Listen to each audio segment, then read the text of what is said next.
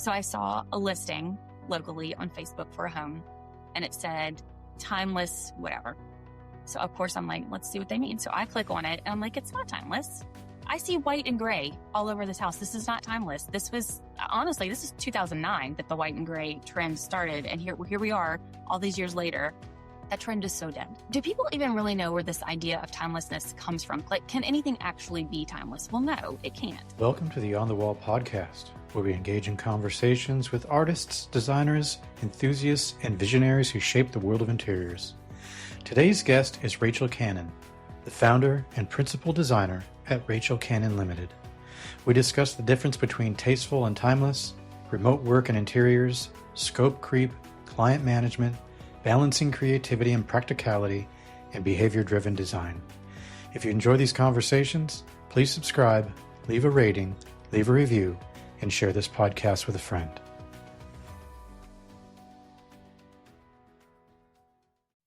Joining me now is the founder, creative director, and principal interior designer of Rachel Cannon Limited. Rachel, how are you?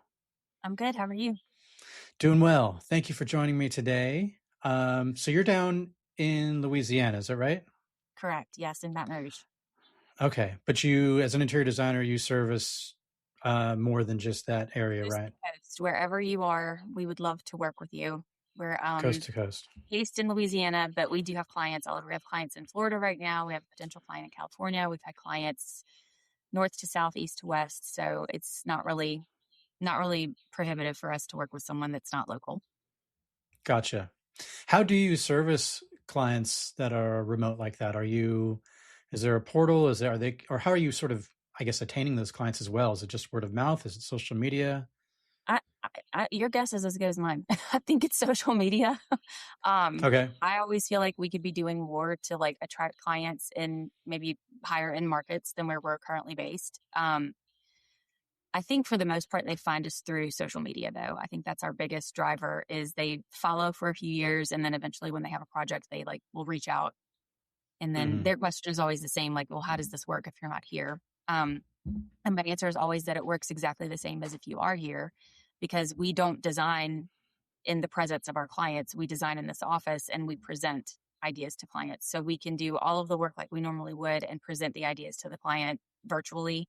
In fact, we just did one yesterday, and we just, like, ahead of the presentation, we mailed a whole package full of all of the finished samples, fabric and paint samples, everything, labeled them all. And then as we went room by room, they unpacked their big box of samples and went through it with us.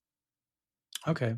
So does it ever require like an in-person? Do you ever have to fly in, or is it just, it's never in person? Is it just entirely remote the whole time? I mean, truthfully, no, we don't ever have to be in person to work with clients. It's really kind of their preference. If they feel like they want to fly us in, we absolutely will go.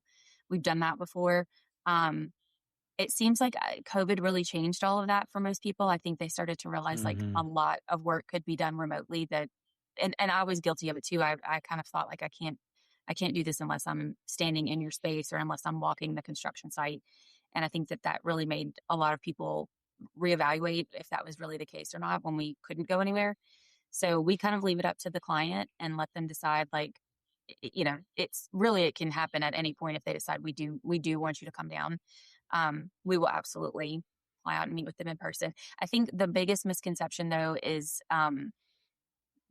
clients in particular assume that I need to be on the job site, like instructing people. But if our work is done correctly up front, there's really no need for me to be on the job. And honestly, contractors don't want a designer on the job site, causing problems. So if we do our job up front and submit a full binder of construction documents with all of the specifications and everything outlined, we may have the occasional team call with everyone that's, on the builder's team and just kind of like rehash some things. But something I've noticed is that a lot of times contractors will call us with specific questions about things, and I'll have to ask, what does the drawing say?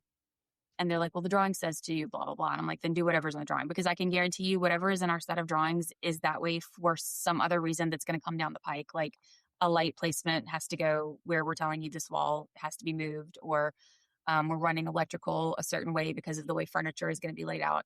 So we think about all of that and we plan for all of that in the beginning, as opposed to like I call it designing on the fly or as the moment presents itself. Like we're not ever wanting to be in the reactive position of a client saying, "What color are we doing here?" That's been selected months before a painter shows up at your house.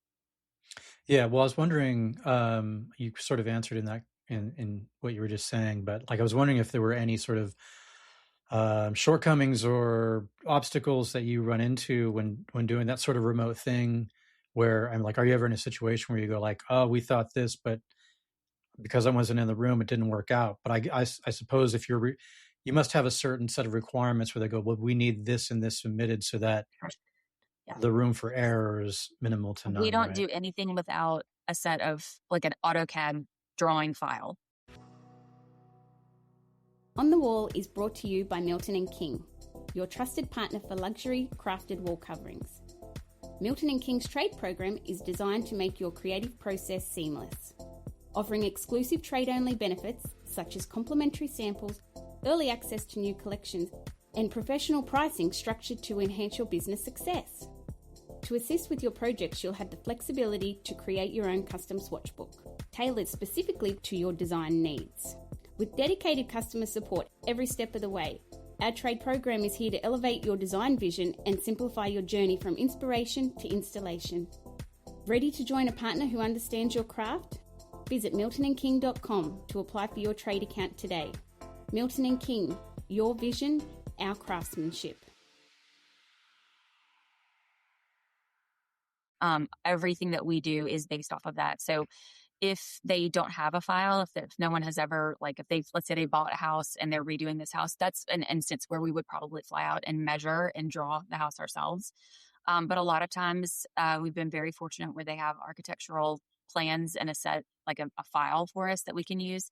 So like for our client that's in Jacksonville right now, that's exactly what we're doing is we've got the architect's set of drawings in AutoCAD and we're using everything that we're creating is based off of that set of drawings. Which is why we're doing this work up front, because before anything happens, we need to meet with the builder. We need to meet with the architect and say, you can't change anything now. Like there is no adjusting something on site now because all of the furniture has been specified. And once they give us the green light, we are ordering everything.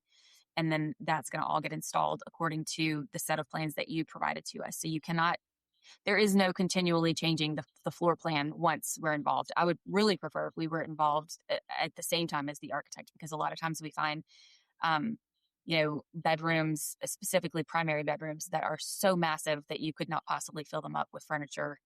And then, little teeny tiny guest bedrooms and teeny tiny offices. And like, I wish that we could have done a furniture layout to scale to show like, hey, you've dedicated way too much useless space in a master bedroom and we could maybe use some of that space in a closet or in a bathroom or that kind of thing. And then we also find a lot of, I'm not a fan of an open floor plan. I don't feel like they're very wasteful. And we find a lot of times it's a nice selling point to walk into a new construction home and you just have these vast expanses of space and you feel like, oh my God, this house is so huge. But there's only so much furniture you could put in a room before it starts to feel cluttered. And there's only so many scales of furniture that they make before you kind of start to feel like, okay, everything in here is monstrosity, huge. It's going to look ridiculous. So we try to have that conversation as early on in the process as we can. And if we have the opportunity to work with the architect to make some adjustments to floor plans, that really would be our preference. Doesn't always happen. But that would be my dream, is to always be working hand in hand with the architect as plans are being developed. If it's a situation where obviously you're not coming in at the beginning, but someone's wanting to just work on a room, is there ever a situation where either, if it's a remote situation I'm talking about, where you say you're going to have to get these kind of plans drawn up for us to be able to do it effective remotely? Have you ever had someone sort of locally take care of that? Or is there something that you do in order to get those plans drawn up before you get into something?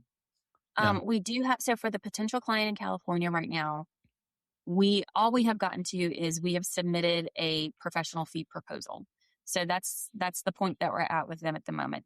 in order to get that, she did have someone come in, and I don't know exactly how they generated this set of plans, but it's not, I wouldn't even really call it a set of plans. It's kind of like how a realtor would come in and sort of give you a rough outline of a house with sort of like 24 by Okay. 13, that kind of thing. And that just kind of gives us an idea of the scope for the project. But before I would never do any design work based on that. I need an actual drawing. And in that case, we want to be the ones to go measure it. If there's no architect involved, we need to be the ones to go do it. How did you get your start in design? Were you doing anything prior to that, or did you kind of go straight to school and Well, then come straight out and? so in high school, my parents hired an interior designer to help them update the house that we had lived in all of my life. Oh, And okay. I had always been I was not a math and science kid. Well, I was a science kid. I wasn't a math kid. So like that was my downfall was math. But I was always good with like reading languages, the arts, all of that kind of stuff. Oddly enough, science made sense to me, but math did not. So I just thought it was very cool that there was a profession where you could be creative every single day. And I started to think that might be actually what I wanted to do. And so we were I'll never forget this, Western civilization. I don't even know why this was a class in high school that had this question, but the very first day of class, our teacher said, write down what you want to be when you grow up, kind of thing. I think I was a junior in high school at this point. And then you had to swap with the person in front of you. And so I swapped with this kid, Drew Birdsall, who was sitting in front of me. And I had written down interior designer. And I'm sure he meant nothing by it, but he turned around and he was like, interior design. And I was like, I will be a plastic surgeon. I switched completely. I was like, I cannot be made fun of for the rest of my life. So I started saying I wanted to be a plastic surgeon. And I kind of vacillated back and forth between dermatology, plastic surgery. And I really thought that's what I was going to do. I was all in. I took all of the science honors classes in high school, and that was my track. And so right at the end of high school, I was the editor of our yearbook. And I had a friend who was an advisor at LSU locally. And she was like, well, if you really enjoy that, you might want to look into graphic design, because that's basically what you're doing every day. It's graphic design. And if you really love that, it's not going to be the same thing just getting like a medical degree and then hating it. Like you're going to hate every single day of your life. So I actually declared in college as pre-med. And then I took one semester of pre-med classes and I was like, nope, I hate this. Like my grades were great, but I just was like, I don't want to Just do didn't have this the passion for it. I don't. So I changed my major to graphic design, and it was a selective admissions process, and I didn't get in. But in the meantime, I had to take like what were called College of Design electives, and I had taken a lot of art history, and I had taken a history of interior design. And I love history and I love art. And what I really love is learning about cultures through the things that they made during their era. So like sit me down in front of a set of like salt cellars and I'm the happiest camper in the world because I want to know everything about how they were made and why they made them that way and what tables they sat on. So I kind of started thinking, oh my God, I think I'm about to change my major to interior design. Now, please understand I had been in college for 3 years at this point. And I went home and I told my parents, hey, I think I'm changing my major to interior design. And guess what? That's what I was going to Another ask. selective admissions process. I was just going to ask, what did the parents think? Because that's quite a shift to be like, I'm pre-med and then I'm interior design. Like it's pretty. By that time, they knew I wasn't going to go into medicine. Okay. My dad has a PhD in horticulture, and he was like, it's not a race. Like, do what you need to do. My mom kind of freaked out because I had a scholarship, and she was like, your scholarship is almost up. So like, we're going to have to now pay for 3 years of college after this. So I had to wait a whole year. You had to be admitted. Thankfully, I got in, and then it was an additional 3 years. So I was in college for 7 years to get a bachelor's degree, but I did get a minor in art history at the same time because I just loved that so much. And honestly, it kind of worked out great because the design program at LSU is very, very, very commercially focused. And there was no real, other than those history of design classes, there was really no like residential component to it at all. And I really felt like being based here, the opportunities for commercial design were really very limited unless I wanted to go work for an architecture firm. And I knew that was kind of a sentence of being chained to a desk all day long. So I just decided I'm going to make something out of this whole education that I'm getting. And so when I graduated, I worked for a small residential and commercial design firm. And then the economy tanked It was 2009, and I had been there for 5 years, and she had to let me go. Like there was no work. And I guess I was young enough to not really understand like what that meant. So I was like, oh, I'll just get a job somewhere else. Well, there were no jobs. There were no jobs in design. So I was like, well, then I'll just freelance. So I kind of started writing a blog about, was married at the time, and we had just bought a home, and I was going to like write this blog about the updating of the home that we had bought. And then I realized you have to have money to update a home. Mm-hmm. Like there was no such thing as an influencer back then. Like there was no one paying you to use their products in your remodel. So I was like, well, I guess I got to make something of this. So somehow, and this is where it's lost on me how anything ever became a real business, because I had no clue what I was doing. There was no business training in my degree at all. Um, I don't remember. I don't remember. It's been so long at this point. I don't know where my first clients came from. I don't really remember how they heard of me. Um, but what I am is I'm a hard worker. And so I did not waste any opportunity, and they didn't always work out to be, great, wonderful projects that I could photograph. I mean, most of them were not. But I was grateful for every single client that I got. And so I gave everything, even if I didn't necessarily even like the work I was doing, I was grateful and I gave it my all. And then eventually I realized I was about 3 years in, and I had enough work that I realized I didn't need to like go back to work for someone else.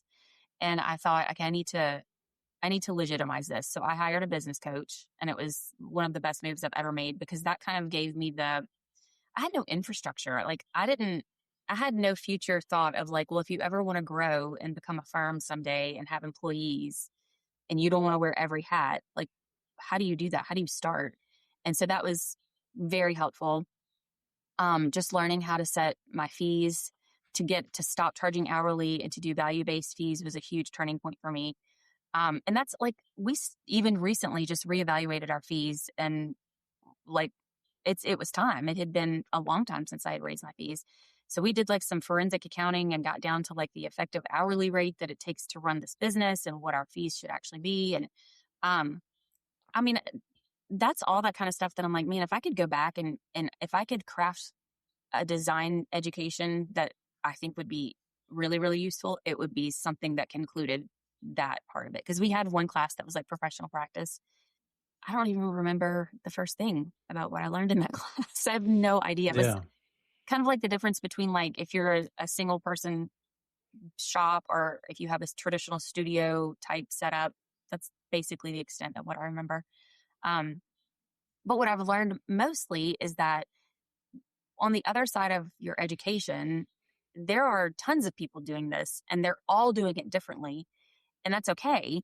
You just need to be able to explain to your clients why you're a good fit for them. And I think that was a turning point for me too, was understanding like, you don't need to say yes to every single opportunity that comes along, because I mean, I hate to say it, but not everyone is a great client, and the ones that aren't great are going to just suck the life out of you. And, realizing early on, my ideal client is other professionals who own businesses, because they sort of inherently value that you're the expert in your area, and I'm going to let you be the expert, and I'm not going to like try to do your job alongside of you. So that was a game changer for me. But I mean, I am constantly thinking about how to improve and be better and reach even more clients that I feel like we can work with and do a great job with. It is a little frustrating because I know there is sort of an expectation. It's unfortunate, but there is a reason why, that designers are very flaky and very creative and can't ever finish a job and don't ever show up on time. And although I didn't show up on time today, that was on me. For the most part, I'm always on time. But little things like that where you're like, I take it very seriously. Like this is my career. Like I don't have a trust fund I can fall back on. I don't have a husband who makes a ton of money that he's subsidizing my hobby job. Like I'm single. I am the sole breadwinner in my home. Like this is my career. So there's a little bit of frustration, I think, sometimes where I know we kind of all get reduced to the least common denominator. And I've definitely had moments where people are like, this is your fee to just pick stuff. And I'm like, well, that's the tip of the iceberg. Like, but also if that's your attitude about it, then you're not a good fit. Like we don't need to have Right. this. But I also think just maturing and, you hit your 40s and you kind of realize like there's some stuff you're willing to put up with in your 20s and 30s that like at this stage you're just like, I don't need to win everybody over. Either love me or hate me. I, Right. I don't. Yeah. Yeah. Being from the South, do you recognize like certain styles and aesthetics and, that are sort of, I guess that the South is known for, whether it's, Louisiana or Georgia. I was just talking to another interior designer and he was telling me how, when you kind of leave the area, you kind of start to appreciate the aesthetics of that area so much more and kind of what they bring to the table. Does that sort of upbringing in Baton Rouge, does that influence kind of at all, you think, the way that you style or see things? I think so. I think it would be very hard to say that it doesn't influence it because I feel like not so much for me personally, but for the clientele here, it's what they've been exposed to and how far they're willing to depart from what is kind of the norm here. There was an architect that lived, I don't know when he passed away. It's been fairly recently. He lived in Baton Rouge, A. Hatestown. Um, if you meet anyone from Baton Rouge, there has never been another architect on the planet. He is it. He is the one. And he did have a very distinct style. But, through my eyes, I can see the things that have sort of been watered down from his style that kind of go in every spec house now. Then I'm like, but that's not the same. That's not it. Like you've taken an element of his style and you've thrown it into this home and it doesn't have the same effect. Mm-hmm. Um, he was kind of known he used a lot of very sort of natural, like rough hewn beams, lots of cypress beams, because cypress is very abundant in Louisiana. Um, Mexican tile flooring, which, I mean, we don't really use that much at all anymore. He used to love to do like a Mexican tile countertop. Well, I personally hate tile countertops. That's like a nightmare for me.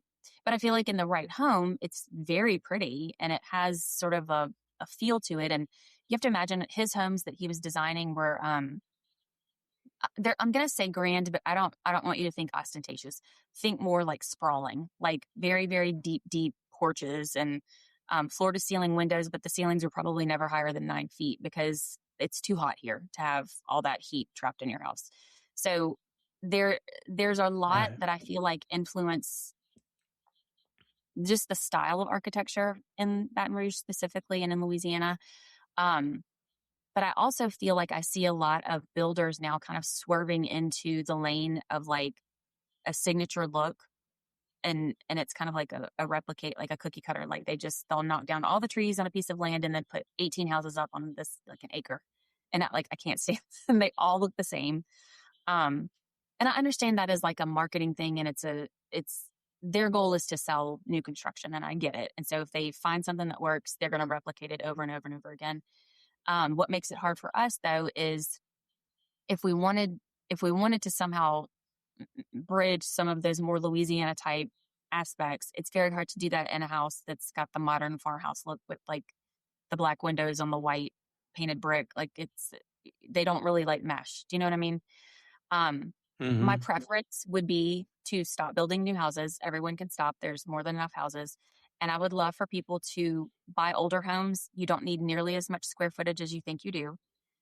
And then remodel the older home. If you do need to add more closet space or if you do need a more functional bathroom than, what was built in the 50s, let's just remodel what is there as opposed to building these huge homes, like I said earlier, that just have square footage that you can't really do anything with. And then you end up with these little postage stamp sized bedrooms that, you know, kids are bursting at the seams by the time they actually leave home and go to college. Like a full grown adult is trying to live in this little teeny tiny bedroom.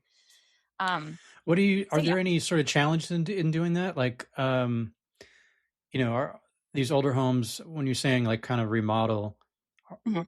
what are the bones of those homes like? Is there any sort of concern that these older homes that just, I mean, on one hand, you could say maybe they're built better, maybe because a They lot of people are. say, oh, they don't make them like they used to, kind of thing. They don't. But wood and things, deteriorate over time, and pipes and all Sure. that kind of stuff. Like, um, I don't what think what's I'm not saying it would be less expensive to remodel. I mean, I just think we see a lot of um, huge house, no furniture. Can't afford to put the furniture in the house because, and I don't mean like Mm-hmm. our clients. I just mean that's kind of the culture here.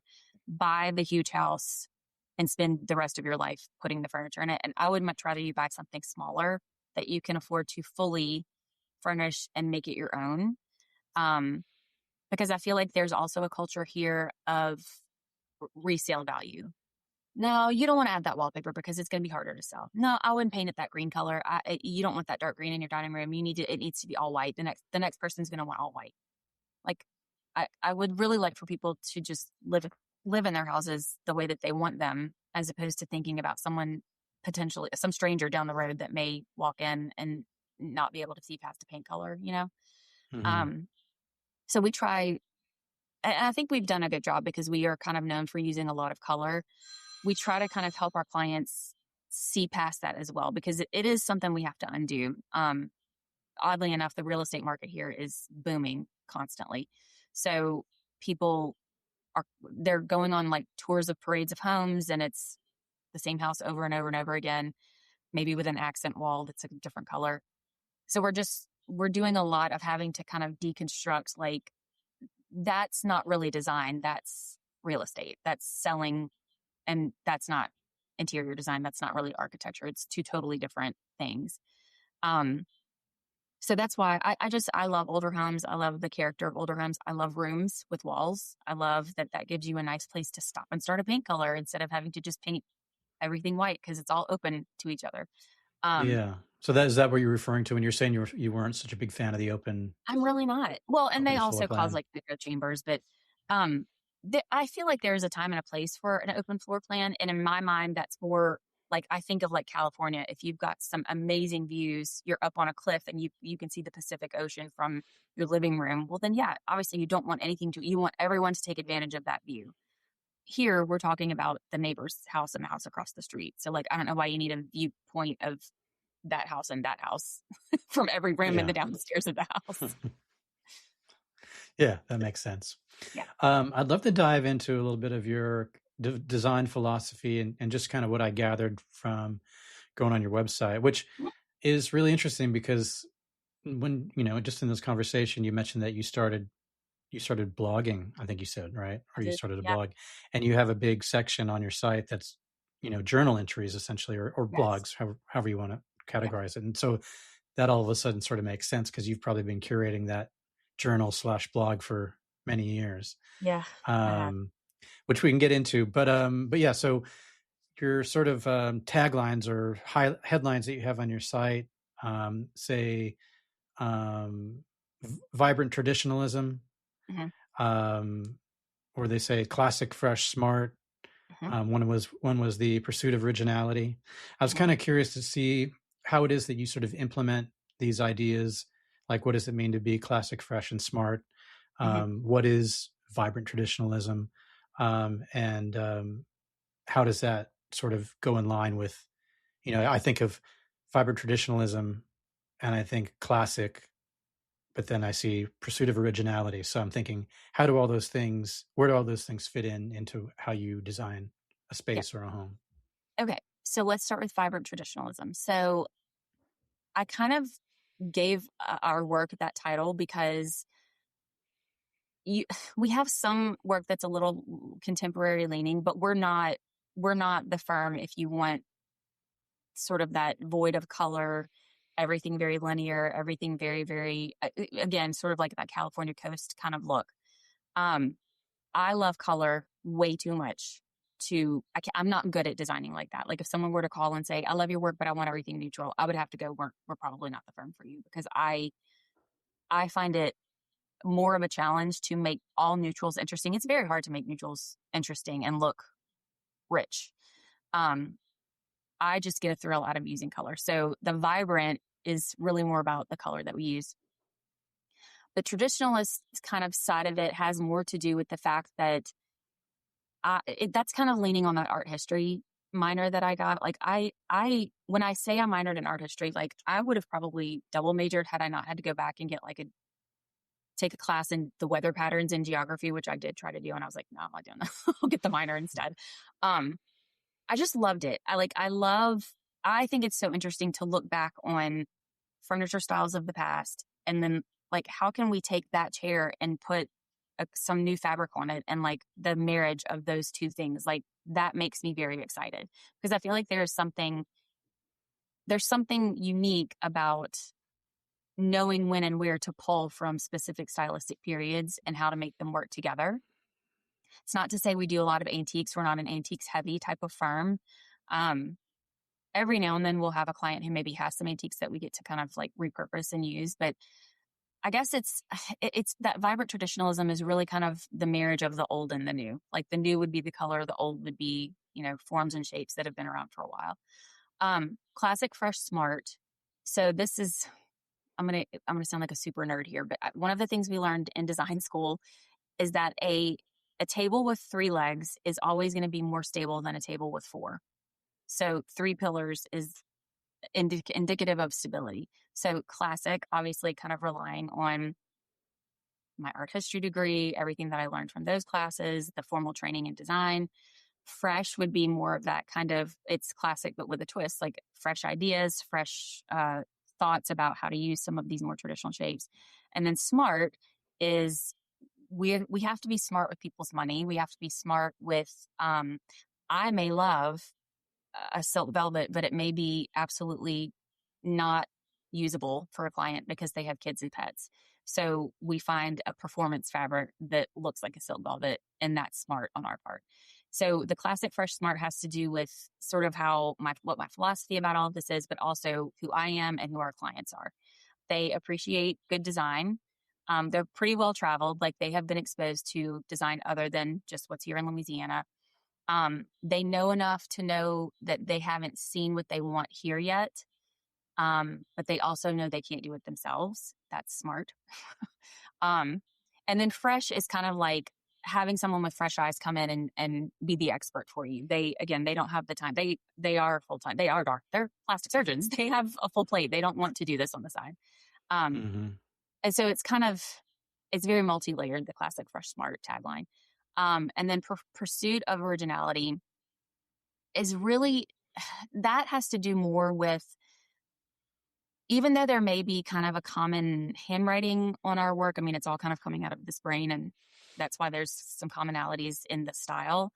I work really, really hard to never repeat a fabric or a chair, or like it's not that I don't. I mean, sometimes we do. We may have to pick it in a different colorway, but like if somebody were to come to us and say, I want my dining room to look exactly like this, I really don't want to do that, because I feel like we poured our heart and soul into creating that for this person, and it kind of devalues what we did for this client. And what I would really rather do is get to know you, and like, let's find out if this even fits your lifestyle, or if this is really even your personality. Because more often than not, there's something about it that resonates with them. And I want to get to that, because what I would really rather do is create something that's totally original for you, as opposed to just kind of a rubber stamp. Gotcha. Okay. So if I'm just sort of rehashing that, so the classic and the the vibrant traditionalism is more sort of design and style focused, history and even now being creative. And it sounds like the smart part of it is more of the practical business brain of it all, and how it's applied, and what's feasible, what's not feasible. Do I have that kind of roughly? Yeah, I mean, smart with right? all of it. I'm a smart businesswoman. I'm smart. I mean, I'm smart. My clients are smart. Mm-hmm. They're also running businesses. That I'm trying to provide a service to people that I would want as a business owner. Like I want to be ahead of the game. I want to show up prepared. I don't ever want to waste their time. Time is very valuable. I don't want to waste anybody's time. I want to make sure that if we call a meeting, we've got our ducks in a row. And so, yeah, it's definitely kind of more on the business, interpersonal side of things, but also sometimes it has to do with the design selections that we make as well. It's not smart to specify furniture or finishes that are not going to last in someone's home. That's kind of doing them a disservice. Right. Introducing Benchmade Modern. Tailored sofas crafted just for you, delivered in as little as 4 weeks. Create a custom piece that perfectly reflects your style. Choose from our collection of designs from timeless to modern. Customize the size, then personalize with your ideal fabric, cushion, and leg style. Discover your dream sofa today. In sort of the same vein, I want to get into another tidbit that I saw on one of your journal entries, and it's sort of trying to make sense of the two, I guess, different ways to look at something, or the two different sort of thought patterns. You had a journal on intentional design, and you were talking about creating spaces that guide behavior. Yes. And in another post, another journal entry, it went on organizing. You had mentioned how you want to sort of design, or I guess organize in this sense, in a way that lets the behavior guide the design. Yeah. Because you were saying, like, if someone has, if they're looking for extra hangers or whatever, you're always looking for them in the closet. And for some reason, the organizers put them in the laundry room. And you were saying the laundry shelf. I was like, this makes no sense. Yeah. So on one hand, you were saying, you create the space to guide the behavior. And then in the organizing, you were saying, create the space, or let the behavior guide the design.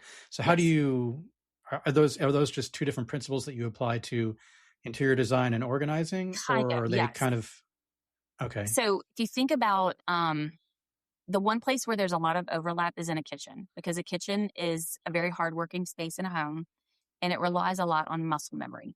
And so when we're redesigning a kitchen, what I don't want to do is retrain you to now use your kitchen in the total opposite. Like, if you are cooking and you've always reached for spices here, the spices need to go right back there. We don't need to get creative and give you a spice pull out down here. That's not your muscle memory. If you've been cooking in this kitchen for 20 years, we kind of want to keep some things the same.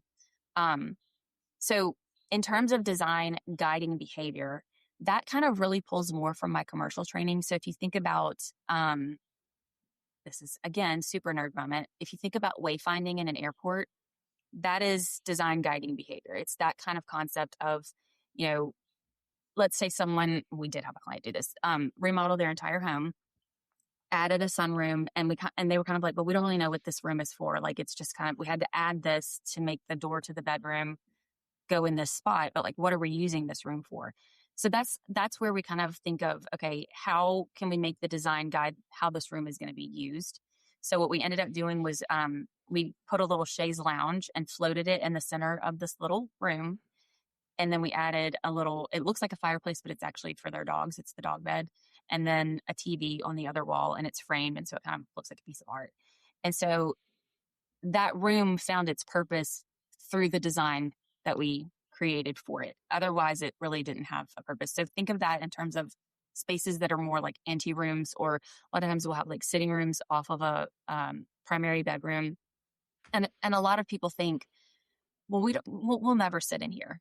Okay, well, let's give you a reason to sit in here. Like, let's find a reason for you to want to sit in here. And so that might include, instead of you walking all the way to the kitchen to get coffee, we create a little station in your closet where you can actually make coffee in the mornings before you ever even leave your room. So little things like that.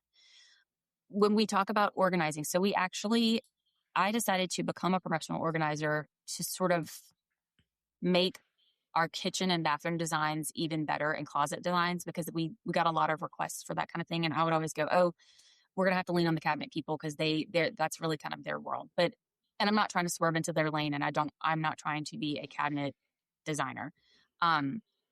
What I wanted to do was, like I wrote in that blog, I did have that bad experience with an organizer where it was like my entire house was, nothing made sense to me about where they had put my things.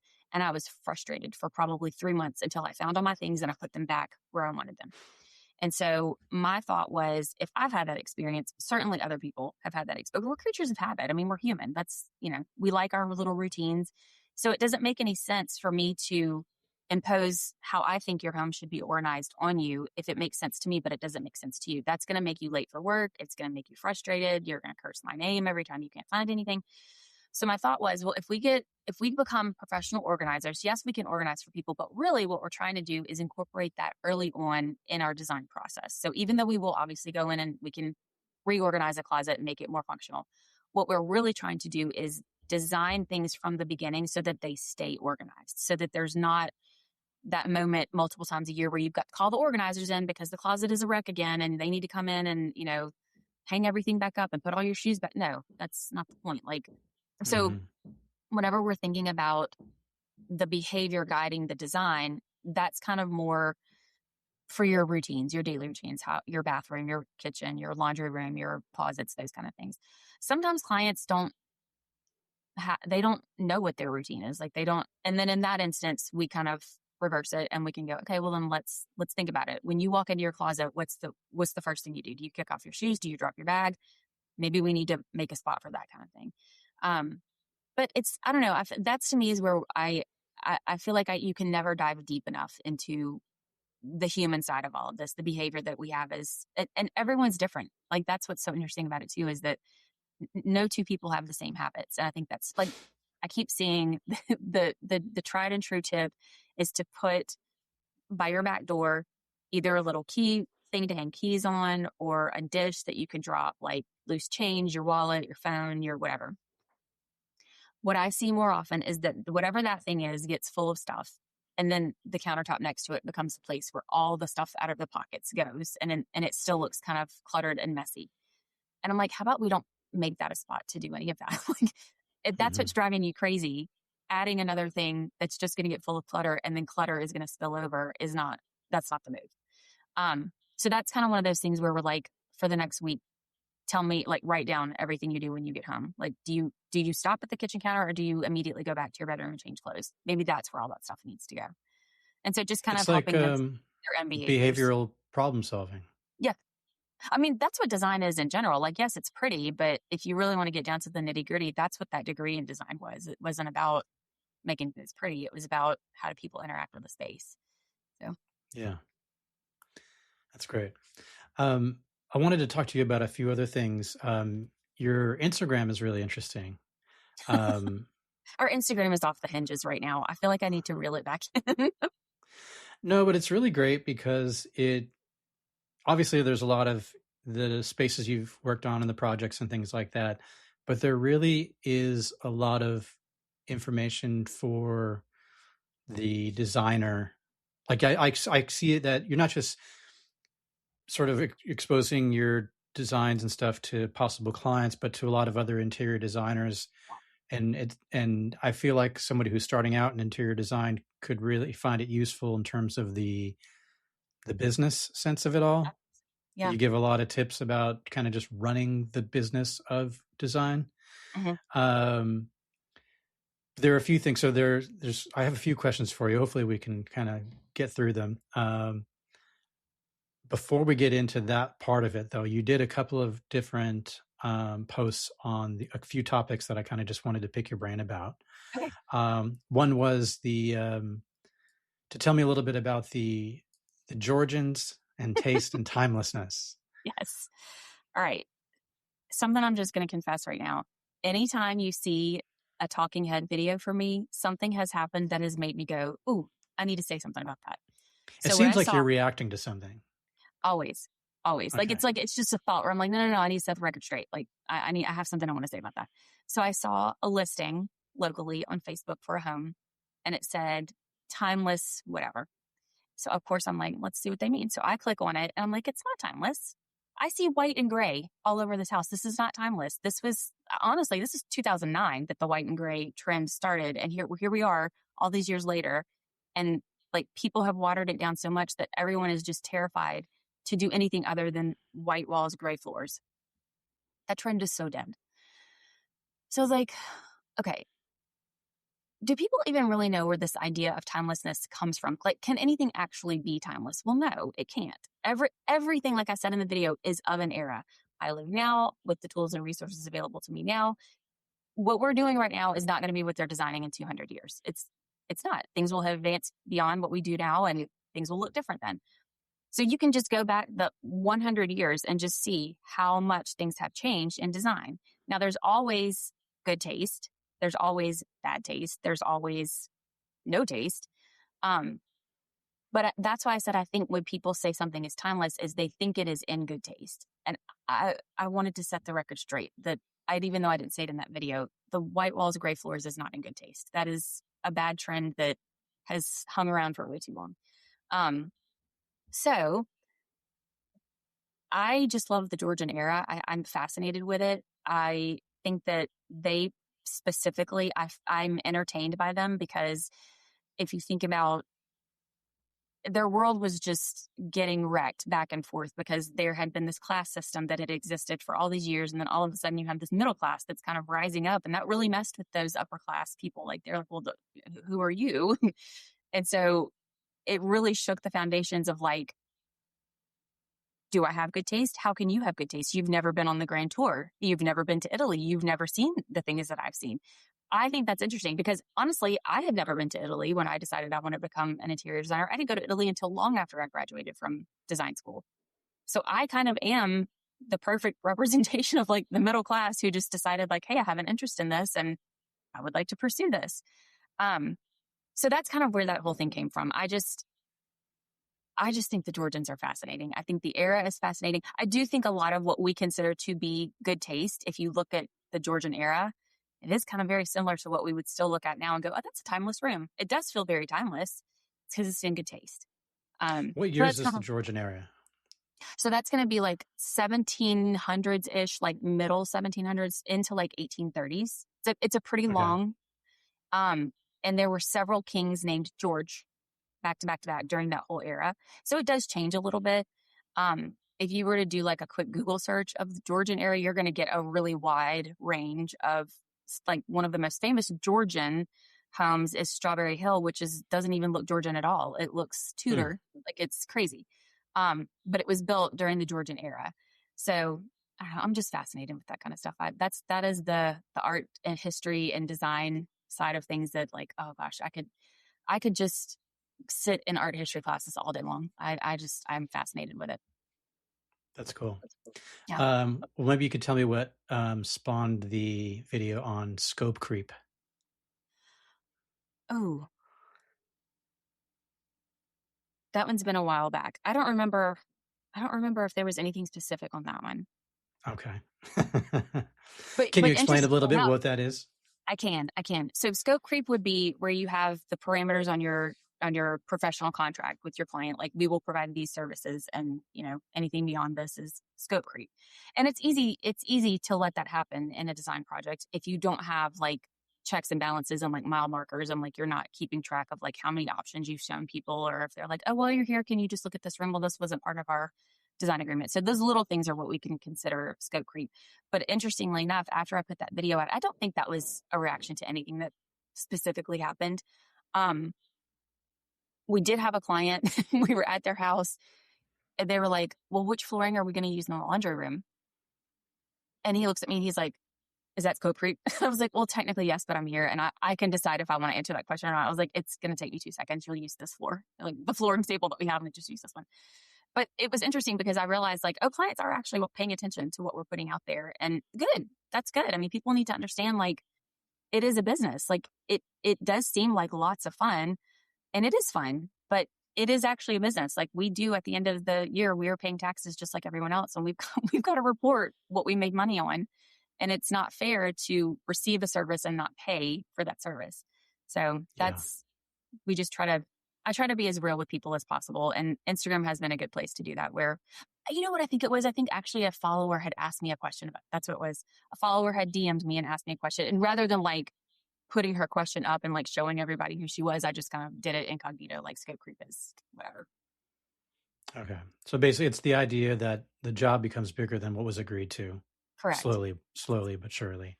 Yes. A little bit at a time. And often unpaid. It's going to always... Or expected to be. Yeah. Almost always will be expected to be unpaid because they just think, oh, it's just a little bit here, it's a little bit there. And you're like, well, the next thing you know, I've redesigned a whole room in your house a little bit at a time for no money. Yeah. Right. Okay. So getting into a little bit what I was talking about before with, looking at your social media,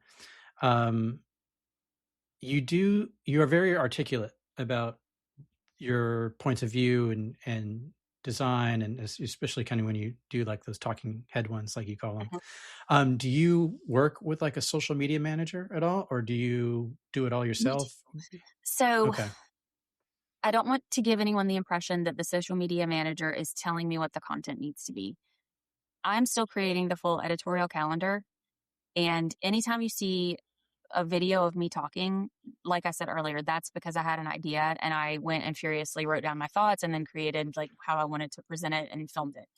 Um, when you see static posts, typically what that is my social media manager has gone and read the calendar and pulled the images, and then we'll collaborate on captions.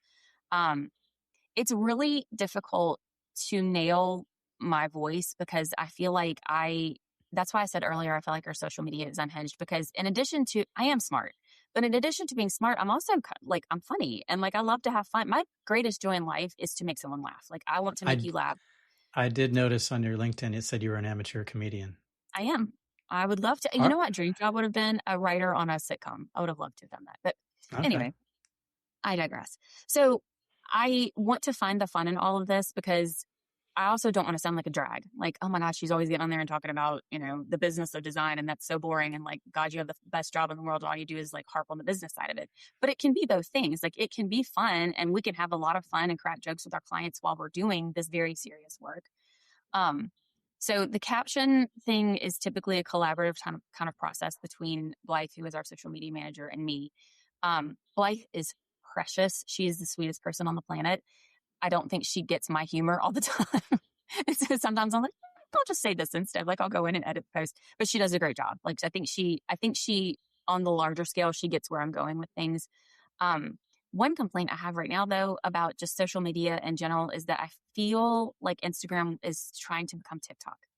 And I am old and we do have a TikTok, but like I don't really use it for I don't it doesn't occur to me to stop everything I'm doing and give a play by play of my day every single second of the day. Like that feels like another full-time job. Yeah. So that's kind of why I'm trying to be a little more present in terms of like having my face on the camera and talking to the camera. Those videos do tend to do really well. But I mean, I can't do off the cuff stuff I would never get any work done. I mean, I have. Well, I mean, that was one of the things, because I was looking at your website, looking at your social media and thinking, and then your journal entries. And I was thinking, how do you have the time to do all this? Because it's a lot. So my thought was like, oh, maybe you have somebody that kind of helping you organize and not telling you what to say or what to do, but just somebody who's saying, maybe in some ways, maybe keeping you accountable, being like, we got to post, we got to get on this. Good about, yeah, she's good about, so we did have our Instagram get hacked a few years ago, and that was because she and I were sharing it. And so if something needed to be posted, she would go in and share it. And then we got hacked and I was like, okay, we're changing the password. Like I will only be the one who has access to it. So she's really good about like, she'll send me today's stories. Here's the link. Or we use something called Planoly that will automatically schedule posts. So like any static post kind of automatically. Reels are the ones those are tough because you can't really schedule those. You have to like physically go in and post them. So anytime you see that, that's me. I think sometimes we do schedule them through Instagram, but there's not like an external app that you can like. What I would love in a perfect world would be like plan all of the content for the entire year, schedule them out, never have to pick up my phone or look at it ever again. But like, that's just not realistic. But do you feel like is it important? Do you feel like it's important for an interior designer to like, from a business standpoint, would getting a social media manager be really important, valuable thing? Because I mean, it seems like it's working well for you. Yesterday as a group so Blythe is in Birmingham. She used to be local. She moved to Birmingham. We don't want to let her go because we like the work that she does for us, but it would be helpful to have someone maybe come once or twice a month and just get video content of us. Because again, it is very difficult for me to remember to set my phone up and video stuff. Like if you've ever seen a video of me, like a day in my life, trust me, that was the worst day of my life because I had to probably redo everything I did at least twice because I forgot to set up the camera to show you the first time. Right. But it would be, when we're on a job site, I don't think, someone get content of me doing my job. It would just be awesome to have somebody like. You just need a shadow, someone following you around and capturing all those moments because you're busy working. Correct. And I think it's important because I think people are interested in interior design. And I think if nothing else, they just would like to see what it is you do all day. I think a lot of people think we spend our time shopping. We never go shopping. Like I'm never in a furniture store. I'm never shopping for anything. We're designing, you know? Yeah. Right. I grabbed a couple shots from your Instagram, and if I could just get you to sort of comment on each of these projects, just kind of getting your thoughts on the design and kind of what was the thought process in each of these. Mm-hmm. So tell me about this one. So this is a home office that we did for a client that we've had for a very long time. Um, this is one of those projects where we've done the house like a room at a time, as opposed to like designing it all, installing it all at the same time. Okay. So this home office is like when you walk into their primary bedroom, it's literally in the primary bedroom and you like pass it on the way to the bedroom. So when they redid their master bath, their master bedroom, they included this as part of the whole scope. And up until this point, it had kind of just been like she had that desk and we liked the desk. So we were like, well, we can reuse the desk. But it kind of had not been pulled together completely. It was really just like the desk, a desk chair, and a couple of other chairs. And so the way we approach something like this is it's only so big. There's only so much furniture we can fit in here. But I wanted to find things that I felt were functional. So I loved those little corner cabinets that have the little curved detail because Yeah, that's really otherwise, neat. it'd be very difficult to fit like a credenza in here. So I was like, okay, well, that solves that issue. Um, she loves a chandelier, so we're like, okay, definitely gonna have a chandelier. And I kind of tried to make it a little bit more glitzy because this is specifically her office. Um, Color palette is pulled from what we did in their bedroom, which is in these very deep teal colors, but we didn't want the office to feel dark. We kind of wanted it to have a lighter feel. And then that's actually wall covering on the wall that's got like an ombre effect. So like the bottom is darker than the top. It's like a grass Oh, wall. okay. Yeah, I wish it was a little more visible in the photo. It's so pretty in real life. I mean, Um, my eyes are immediately drawn to, the matching circles, you know what I mean? The yeah, mirror on the wall and the desk. And so it just draws my eyes to those things yeah. immediately. Was that So intentional? Was the mirror it intentional was, with and the I'm glad desk? that you put that because if you'll notice, the lamps are also circles. So yes, we're Hmm. kind of like repeating shapes around the space. And what I really wanted, and it wasn't until after the fact, I would have loved to have gotten a straight on shot of that mirror behind the desk. And we realized on installation day that this room is not even. And so it has Ah, nothing to do with the placement of the chandelier. It has to do with that ceiling tray that's happening. Like one okay. side is just a little bit bigger than the other. And I was like, oh no, we're not going to get the shot. We're not going to get that really strong shot. But I mean, I love this shot too. And you do see all of the circles. Like that's kind of the goal, is that we wanted to show like the repetition of that motif throughout the space. Yeah. Yeah. Great. Let me go to the next one here. Eh, Very another, moody. another home office. It had previously been a playroom for their kids. And the owner of this home is the owner of a contemporary women's boutique. And she is so fabulous and has amazing editorial style. So we kind of got to do a little bit of a departure here in terms of like make it a little bit edgier than what we could typically do. If you'll notice, these are 8-foot ceilings. I have nothing against an 8-foot ceiling. Like this Hmm. 8-foot ceiling office tricked out the way that it is everything my heart could ever want for a project. Um, so we did have to we added the bookcases. There was nothing built in previously. We did everything like bookcases and walls and trim all in that burgundy color. And then we gave her a desk. She didn't have a desk before. So this is kind of truly meant to be her space. Like she goes in here and she does, bookkeeping for her business and plans for future market, that type of thing. In fact, the day that we showed up for her, I think it was her photo shoot, that desk was just lined with Post-its. Like you could see like every little thought she had had like the day before. She's Hmm. like got her little thoughts all laid out there on the desk. Um, the built-ins were interesting because I don't know if you can see, but there's like that little arch detail at the top, and it's definitely like Hmm. a barrel arch. Well, kind of going back to what you said earlier, in Louisiana, they build French arches, which is the eyebrow arch. It's not that full barrel. And so we had done a site visit the day that these had gone up and they were actually already painted. And I walked in, I was like, oh no, that's the wrong arch. Like she wasn't there. And I was like, oh God, do I tell her? Like, oh, they're already painted. So knowing that we had this design on the bottom, like that racetrack shape on the doors, I was like, the eyebrow arch isn't going to make any sense. Like that's got to get redone. So I emailed her and I was like, okay, here's the deal. The arches on the bookcases are wrong. What we did was the barrel arch, which is going to make more sense with the design that's on the door, and it's going to look more contemporary. And the eyebrow arch is really like that traditional French, kind of chateau look. Immediately emails back, okay, they're going to rip them out. Nothing traditional about me. I was like, okay, good. I'm glad you're on board. But it's little details like that like, if they had studied the drawings, they would have seen it wasn't an eyebrow arch, it was a barrel arch. But because it's so ingrained that if you're doing arches in Louisiana, they're going to be a little eyebrow. That's just what they went on autopilot and built. Okay. No, but lots of plants, desktop plants on the Yes, side there. some plants are just for added effect, for texture. Okay, because I was gonna say, does she work with all those plants on the desk? I don't know. Photo shoots, be... I say it all the time, interiors photography is a world of lies. It's what we see in photos is something completely different than what it looks like in real life. That's really funny. Let's see. What about this one here? This is, okay, funny enough, this is now our California potential client. So her husband lives in LA. So we're looking at a dining room, just so for the listeners that aren't watching. Her husband lives in LA and they have a business there, but her son was a junior in high school and she did not want to pull him out for his last 2 years of school. So she bought a house here and she split her time evenly between here and California.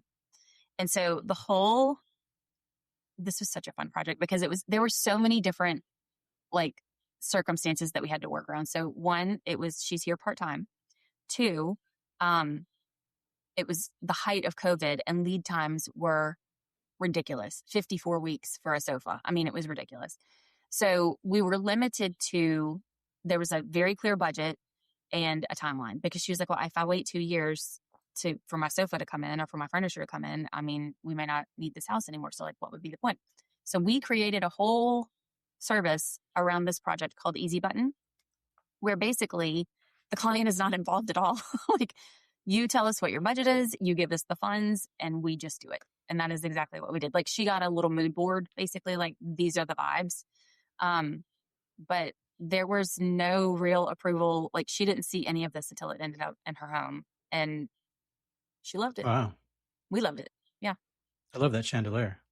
I do too.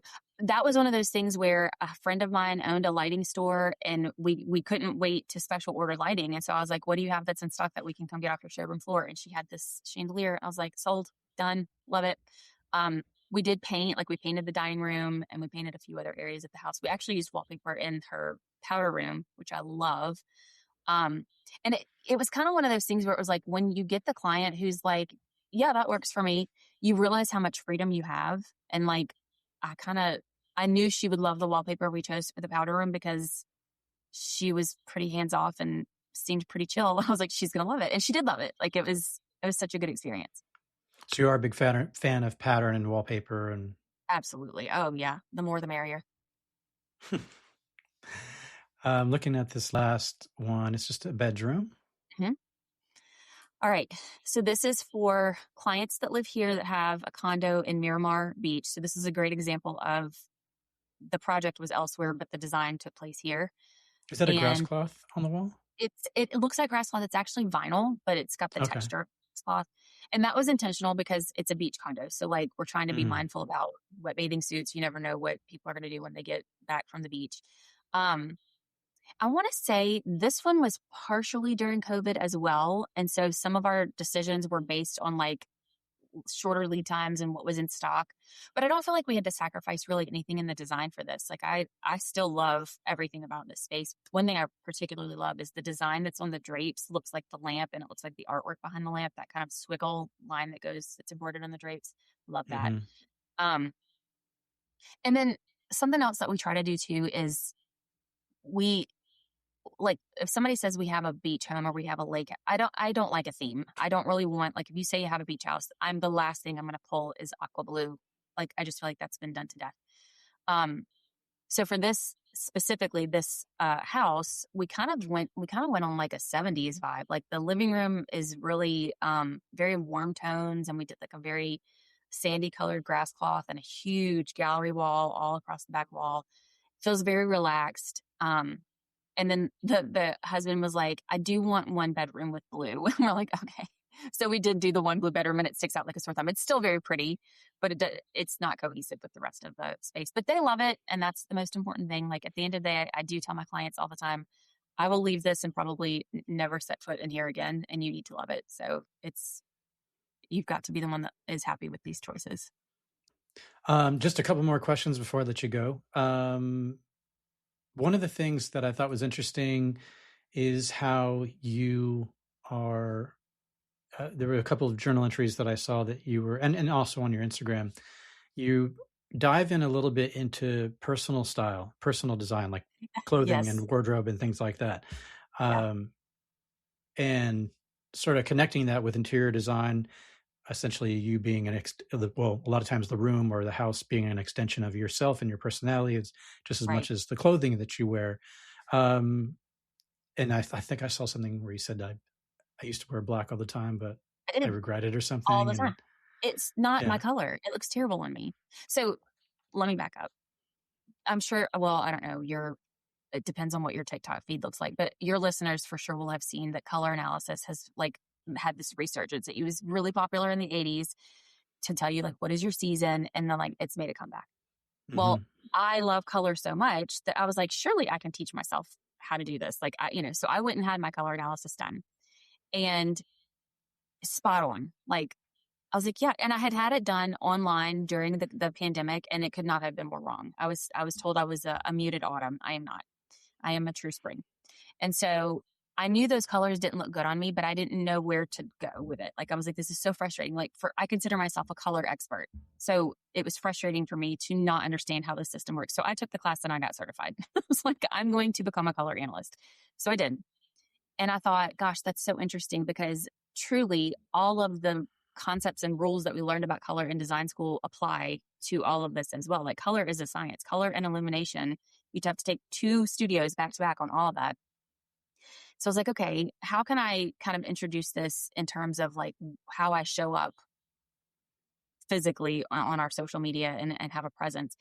And I mean, the first thing was just talking about like, I know what my colors are now. And it does, like, it changes how you feel every single day. Like, knowing that you're in one of your best colors every day, it's a confidence boost. And I think knowing, like, having redone my kitchen at my home, it's the same kind of dopamine hit as like you finally walk into that kitchen that's been completely redone and it's exactly how you want it. It's like that same, I don't know, it's a dopamine hit, but it's also a relief. Like, I don't have to walk into this kitchen and dread it anymore. I don't have to open my closet and dread standing in there and staring at these clothes that I don't know what to do with.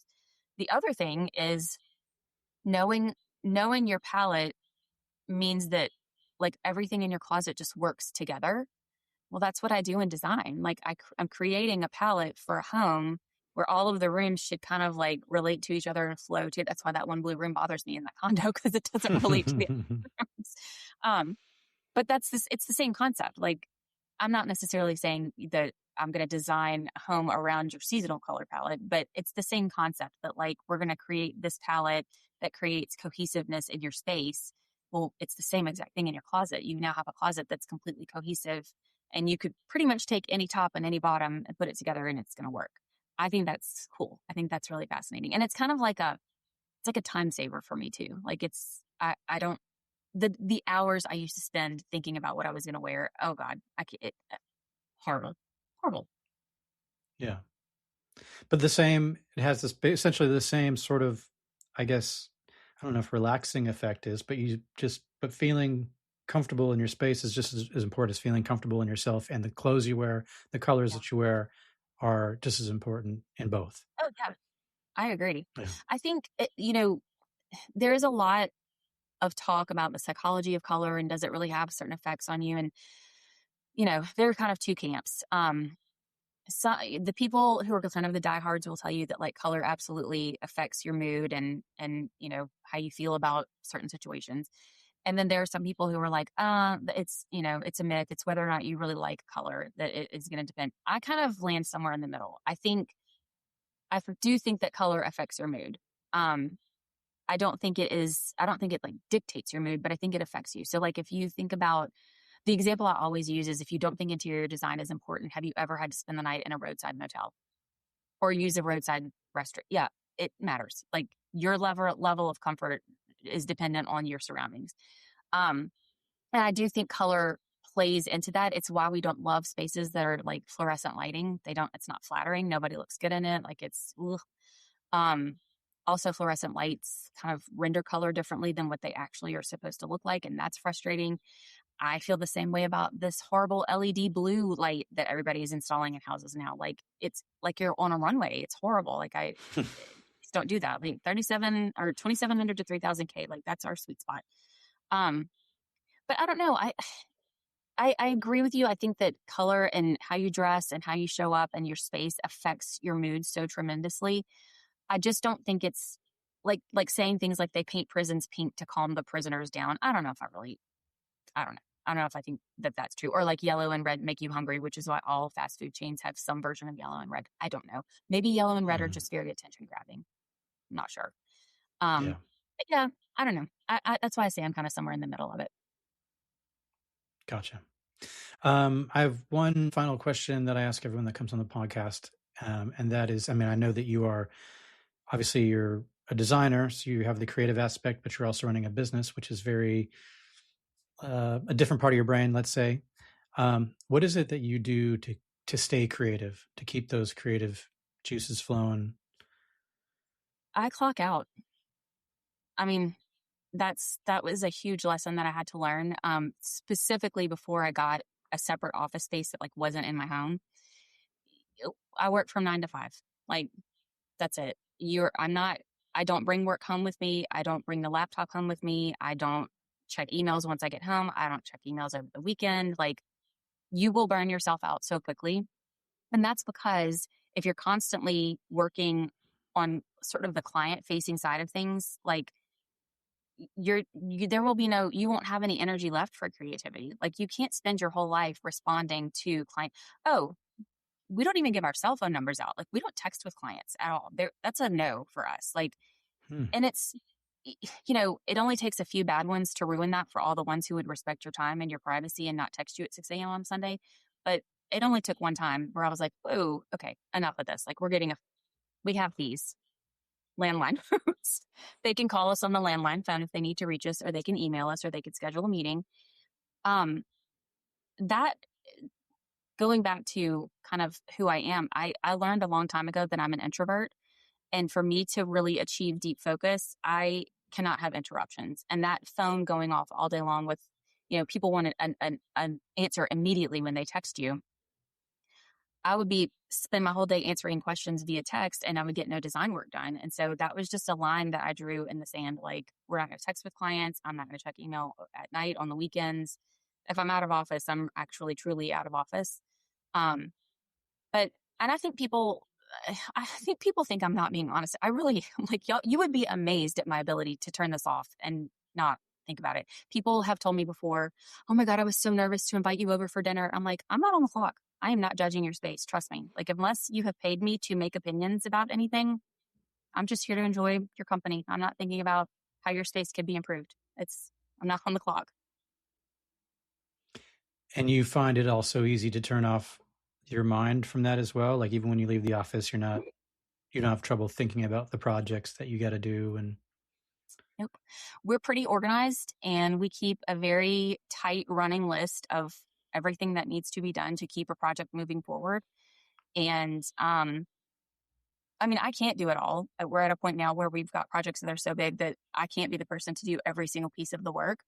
And so it has a lot to do with delegating tasks and taking things off of my plate that are not the best use of my time. But no, I mean, if I'm not here, I'm not thinking about it. I'm really not. I know that sounds terrible, but I mean, no, actually, it sounds very healthy. Well, good. Thank you. I think, I don't know. Our culture around work here in the States is backwards. I feel like I keep seeing all these TikToks of people who have moved from the United States to like France, and they're like, the month of August, nothing gets done. Like everyone is on holiday. No one is in their office in August. I'm like, God, what must that be like to just, and have no guilt about it either. Like, not feel like you're going to be reprimanded because you were unreachable for a few weeks. I mean, that would never fly, but we're trying. We do Yeah. take Fridays off in the summers. We work a half day on Fridays. You got to have a balance. Like you can't be a Yeah. slave to your career. Right. That's great. Okay. Last question. In terms of Mhm. reaching you, what's the best way for people to reach out to you if they are interested in your design services or, anything? Is it best to go to your Instagram? Is it best to go to your website? Where Our do you prefer website people is go? fantastic. There's a contact form on the website. If you go Rachel Cannon Limited, and you have to spell out limited, .com, there's a tab that says contact, and there's a web inquiry form, and it's pretty comprehensive. It's not going to be a pain to fill out. It's just got some information we need to know, and that'll get you set up for an opportunity to do a discovery call with us. And after we have your discovery call, that's where we hit the ground running and we decide, are we going to do an in-home consultation? That's the best place is our website. Okay, cool. And we will link that in the show notes below so that you can click on there and get in touch. Awesome. Thank you. Rachel, thank you so much for your time today. I appreciate it. It's now time to switch off and not worry about the day. Wonderful. Love it. My favorite part of the day. Thanks again. Have a good one. Thank you. You too.